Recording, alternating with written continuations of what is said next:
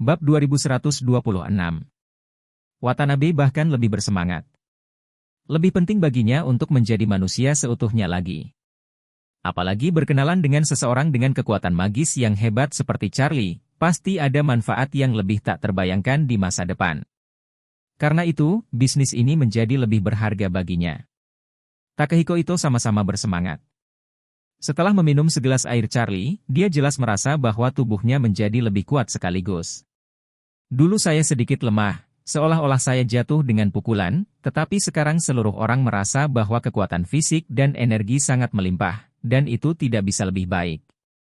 Kecuali untuk amputasi kaki yang tidak bisa pulih, perasaan lainnya sama seperti sebelumnya aku tidak terluka, dan bahkan samar-samar lebih kuat dari itu. Ini juga sangat bermanfaat baginya.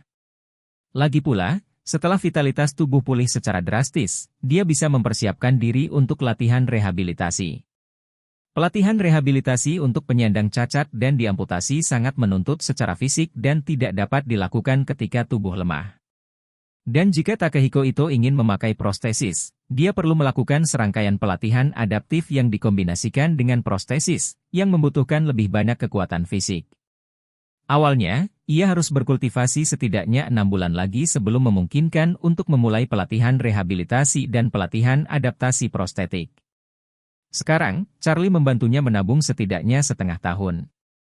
Ketika Warnia dan Shinka Watanabe menandatangani kontrak, Takehiko Ito segera mulai memotong ikan, dan dia juga membuka whisky berusia 50 tahun yang disiapkan khusus. Tuan rumah dan para tamu menikmati makanan ini. Takehiko senang, Watanabe juga senang, Warnia tentu saja tidak berkata apa-apa. Suasana hati Charlie juga sedang bagus. Bagaimanapun, dukung-dukungan bisa membantu Warnia mencari lebih banyak manfaat.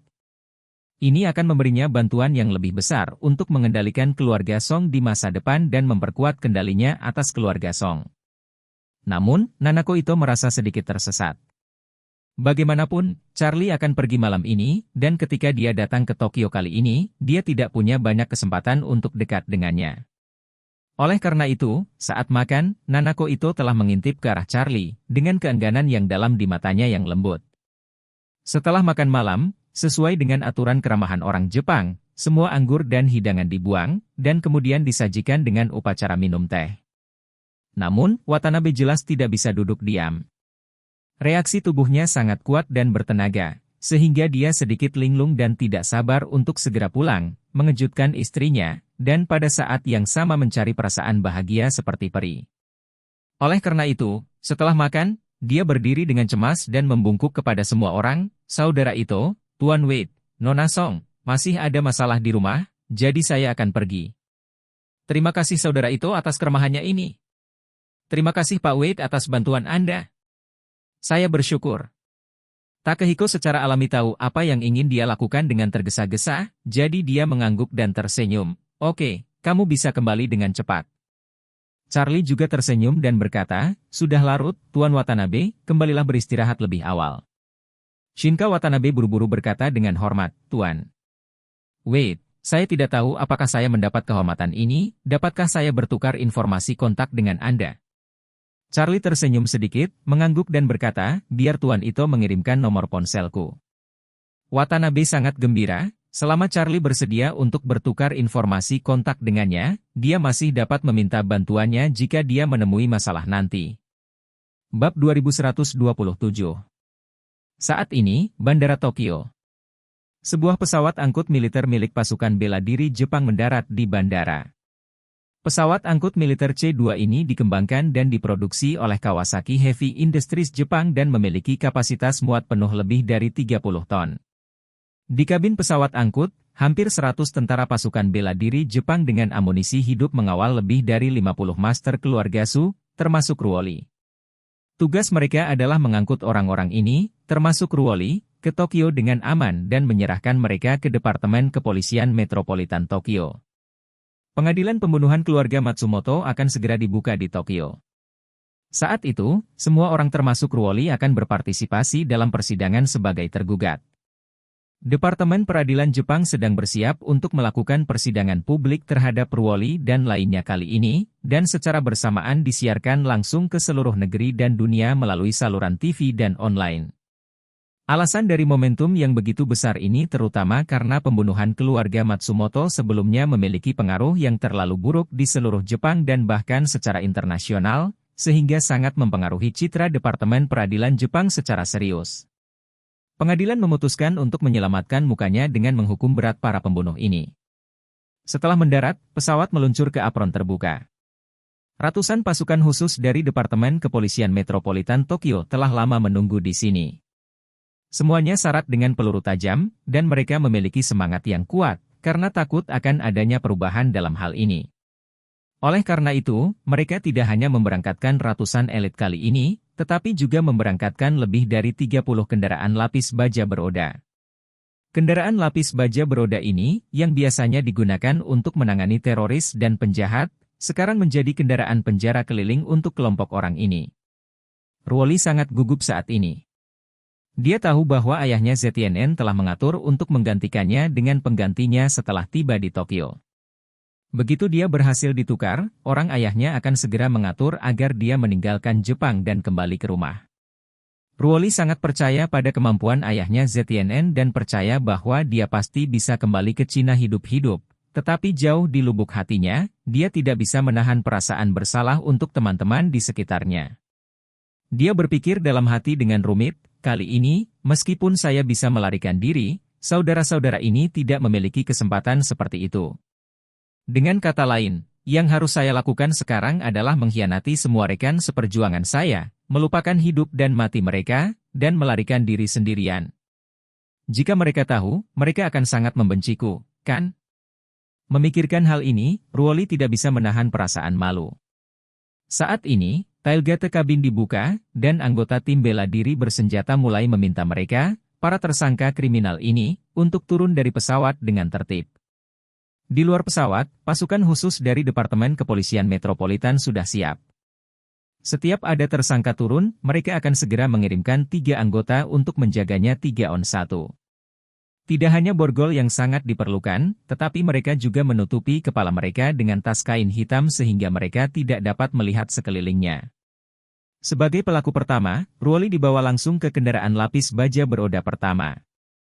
Selanjutnya, tersangka lainnya masing-masing membawa kendaraan lapis baja beroda untuk 2 orang, dan seluruh konvoi meninggalkan bandara dengan cara yang perkasa, bersiap untuk pergi ke penjara khusus dengan Departemen Kepolisian Metropolitan Tokyo yang dijaga ketat.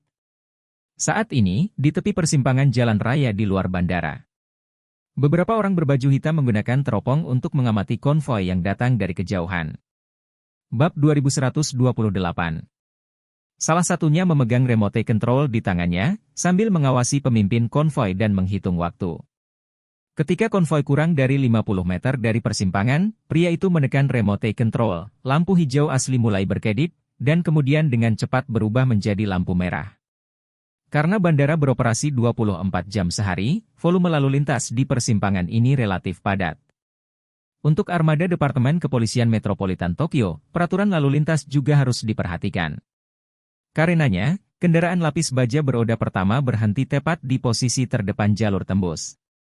Konvoi di belakang juga perlahan berhenti. Logika dari konversi lampu merah adalah dengan bergiliran ke 4 arah, 1 menit di setiap arah, sehingga butuh waktu lama untuk menunggu putaran lampu hijau selanjutnya yaitu 180 detik penuh. Pasukan khusus di kendaraan lapis baja semuanya berdiri karena takut akan adanya celah dalam pengawalan. Untungnya, kendaraan yang bolak-balik di kedua sisi tidak menunjukkan hal yang aneh, dan tidak ada yang mendekati konvoi mereka. Namun siapa sangka saat ini, pasukan khusus kendaraan lapis baja beroda pertama langsung membuka pintu darurat di bawah kendaraan tersebut? Kendaraan lapis baja beroda yang disiapkan khusus untuk pasukan khusus ini memiliki keamanan yang sangat baik. Untuk memastikan bahwa pasukan khusus di dalam kendaraan dapat melarikan diri dari bahaya, atau setelah pintu terbentur atau meledak dengan keras, mereka ditempatkan secara khusus di bagian bawah kendaraan lapis baja, memasang bukaan pintu keluar darurat dari dalam keluar. Port darurat ini seperti pintu tangki yang dipasang terbalik di bagian bawah kendaraan lapis baja beroda. Pada saat ini, setelah palka dibuka, lubang selokan hitam menghadap tepat di bawah. Karena dipasang terlebih dahulu, penutup lubang got dan palka hampir seluruhnya vertikal.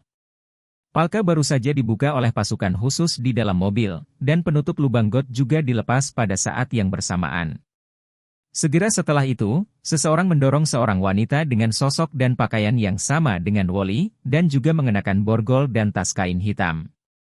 Begitu wanita itu didorong ke atas, beberapa anggota pasukan khusus segera menariknya ke dalam mobil, membiarkannya duduk di samping Wally, lalu segera mengangkat Wally, mengikuti pintu keluar darurat dan mengirimnya ke dalam selokan. Setelah selokan menghubungkan Wally ke selokan, mereka segera memberi isyarat baik kepada pasukan khusus di kendaraan lapis baja beroda, dan berbisik, lampu merah tinggal 30 detik lagi, tutup Palka. Pejuang khusus di atas mengangguk dan berkata, kamu juga harus segera menutupi penutup lubang got, dan menunggu konvoi kita pergi sejauh 1 kilometer sebelum membawa pergi Nonasu. Orang di bawah segera berkata, jangan khawatir, saya tahu. Setelah itu, penutup lubang got segera diganti. Pelabuhan darurat kendaraan lapis baja juga ditutup pada saat yang sama, dan semuanya bekerja dalam kesepakatan diam-diam, dan mulus. Setelah beberapa detik, lampu merah berubah menjadi hijau, dan mobil lapis baja pada awalnya melaju keluar, dan mobil di belakang mengikutinya. Tidak ada yang tahu bahwa tersangka penting di dalam mobil itu telah dijatuhkan. Setelah konvoi Departemen Kepolisian Metropolitan Tokyo pergi sekitar 1 kilometer, sebuah truk hitam datang dari kejauhan. Saat truk itu sampai di perempatan, lampu lalu lintas baru saja menyala merah. Setelah mobil berhenti, seseorang di dalam kotak truk membuka pintu masuk rahasia di bagian bawah dan mengetuk penutup lubang tepat di bawah dengan tongkat. Segera setelah itu, penutup lubang got dilepas, dan Wally, yang menutupi kepalanya, ditarik ke dalam truk lagi. Setelah itu, penutup lubang tertutup rapat lagi, dan truk itu melaju dengan tendangan, seolah tidak terjadi apa-apa di tempat kejadian. Di dalam gerbong truk, seorang wanita Jepang membuka kancing tutup kepala hitam Wally dan memandangnya, dan berkata, Nonasu, saya dipercayakan oleh Tuan Su untuk menyelamatkan Anda. Sekarang kita akan pergi ke pelabuhan Tokyo, di mana kapalnya sudah menunggu. Bab 2129. Ito House di pusat kota Tokyo. Charlie dan Warnia juga siap berangkat. Malam ini adalah kesempatan bagus untuk penyelundupan. Karena malam ini, unit patroli penjaga pantai akan merombak peralatan. Oleh karena itu, akan ada beberapa jam waktu vakum di laut. Selain itu, penjaga pantai Jepang sangat ketat dalam masuk dan bersikap lunak saat keluar. Sebagian besar energi mereka berusaha untuk melakukan segala kemungkinan untuk memerangi imigran ilegal yang telah menyelundupkan ke Jepang atau menyelundupkan barang ilegal ke Jepang.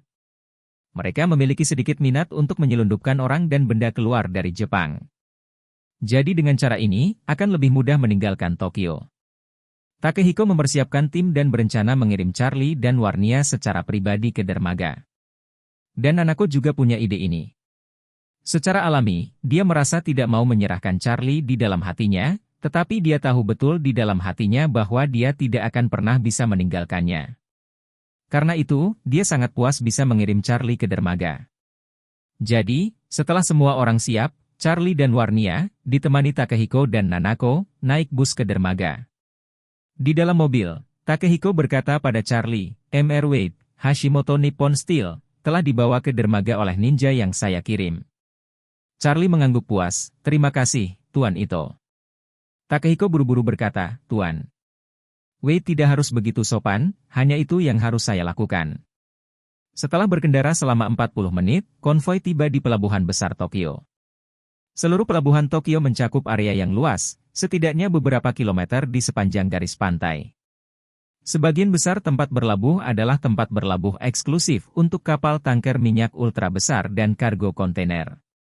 Tempat berlabuh ini dekat dengan area operasi. Tidak hanya banyak pekerja yang bekerja di sini, tetapi mereka juga merupakan daerah penyelundupan yang paling parah, sehingga pemeriksaan bea cukai sangat ketat. Tempat berlabuh yang disiapkan itu untuk Charlie dan Warnia sebenarnya adalah dermaga yang relatif sederhana dan kecil. Terminal jenis ini hanya bisa merapat kapal di bawah beberapa ribu ton, dan pengawasannya relatif longgar. Sebenarnya, penyelundupan tidak dimulai dari pemberangkatan, karena pelabuhan Tokyo masih dalam wilayah dan wilayah perairan Jepang, sehingga pemberangkatan dari sini tidaklah ilegal. Boarding dari sini, selama Anda tidak meninggalkan negara tanpa izin, jangan masuk laut lepas tanpa izin, itu semua wajar dan legal. Pada saat ini, beberapa kapal pesiar berukuran kecil dan sedang berlabuh di dermaga, yang terbesar adalah kapal pesiar mewah yang disiapkan oleh Takehiko untuk Charlie. Iring-iringan langsung menuju dermaga dan berhenti langsung di boarding gate kapal pesiar. Meski Takehiko kehilangan kakinya, dia masih ditolong oleh seseorang yang berkursi roda dan turun dari mobil.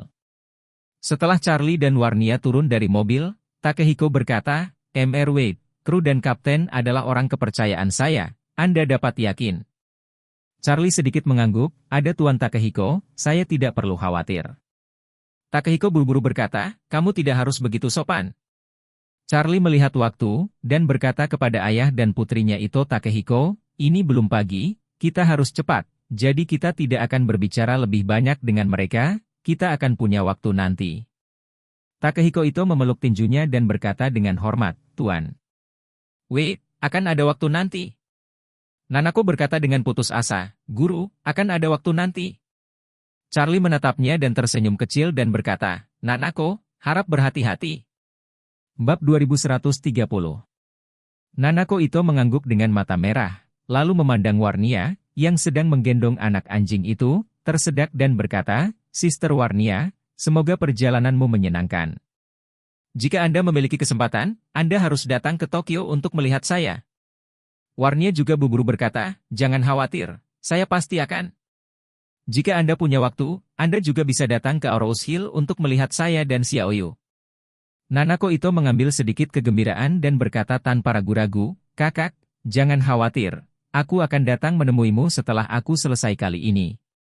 Pada saat ini, seorang pria parubaya turun dari perahu dan berkata dengan hormat kepada Takehiko, "Tuan, kami siap berlayar kapan saja." Takehiko itu bertanya, "Di mana Hashimoto?"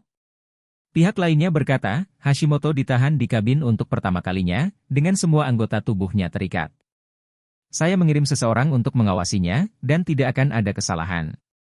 Itu mengangguk puas, dan berkata pada Charlie, "Mr. Wade, kamu dan Nona Song bisa naik ke kapal." Charlie berkata, "Kalian kembali juga, ayo pergi." Takehiko berjabat tangan dengan Charlie, dan Nanako pun memeluk Warnia dengan lembut. Kemudian, Warnia datang lagi ke Takehiko dan berkata dengan tulus, "Tuan Ito, kali ini di Jepang, terima kasih atas perhatiannya." Takehiko itu tertawa, berjabat tangan dengan Warnia dengan lembut, dan berkata dengan serius, "Nona Song, setiap saat jangan sopan dengan keluarga itu. Anda dan Tuan Wade akan selalu menjadi tamu keluarga itu." Nanako itu datang ke sisi Charlie kali ini, tersipu dan malu. Ketika dia melihat Charlie, dia dengan lembut membuka tangannya, Warnia untuk melihat reaksi Charlie selanjutnya.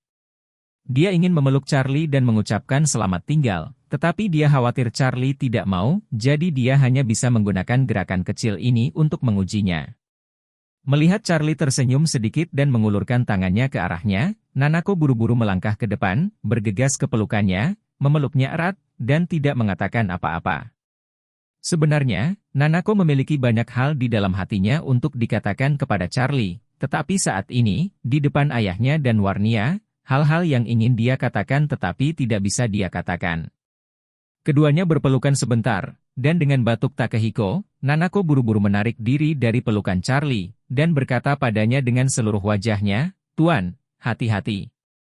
Charlie mengangguk ringan, dan akhirnya mengucapkan selamat tinggal kepada ayah dan putrinya, dan berjalan ke perahu bersama Warnia. Kapal pesiar ini berukuran sangat besar, dengan 3 lantai atas dan 3 lantai bawah. Di dek paling atas, bahkan ada kolam renang air tawar, yang jauh lebih mewah dari kapal pesiar yang diberikan Emerson kepada Charlie. Setelah Charlie dan Warnia naik ke kapal, mereka langsung pergi ke dek atas, berdiri di depan pagar pembatas di dek, melambai ke Takehiko dan Nanako di dermaga di bawah, dan berkata dengan keras, "Sudah terlambat, angin laut bertiup semakin dingin. Cepat kembali." Nanako mengangguk lembut dan meminta pelayannya untuk membantu ayahnya masuk ke mobil. Dia juga duduk di dalam mobil dengan patuh, tetapi dia tidak terburu-buru untuk membiarkan pengemudi mengemudi, tetapi dia ingin menunggu kapal pergi dan menyaksikan Charlie menghilang ke cakrawala. Saat ini, sebuah mobil bisnis dengan film hitam satu arah melaju dari pintu masuk dermaga, melewati konvoi keluarga itu, dan terus melaju. Di dalam mobil bisnis 3 baris ini, duduk di barisan tengah adalah seorang wanita cantik dengan ekspresi kesusahan dan kesakitan. Wanita ini adalah Ruoli. Saat ini, Ruoli masih malu akan pelariannya sendiri. Memikirkan lebih dari 50 pengikut yang mengikutinya dan mereka akan menghadapi hukuman berat di bawah hukum Jepang, Ruoli tidak hanya merasa malu tetapi juga penuh kebencian. Apa yang dia benci adalah pria yang menipunya dan banyak anak buahnya di Bandara Osaka hari itu. Dia masih ingat penampilan pria itu, jika dia punya kesempatan, dia akan membunuhnya sendiri dan membalaskan dendam saudara laki-lakinya. Saat dia mengertakkan gigi, pengemudi itu berkata, "Nona Su, kapal kita ada di depan, kita siap untuk berlayar." Ruoli ingin melihat kapal yang akan membawanya keluar dari Jepang, ketika dia tiba-tiba melihat seorang pria berdiri di dek kapal pesiar. Pada saat ini, pupil Ruoli tiba-tiba menyusut, dan ekspresinya menjadi sangat kejam. Dia mengertakkan gigi dan bergumam, ternyata itu dia. Ini benar-benar jalan yang sempit menuju musuh.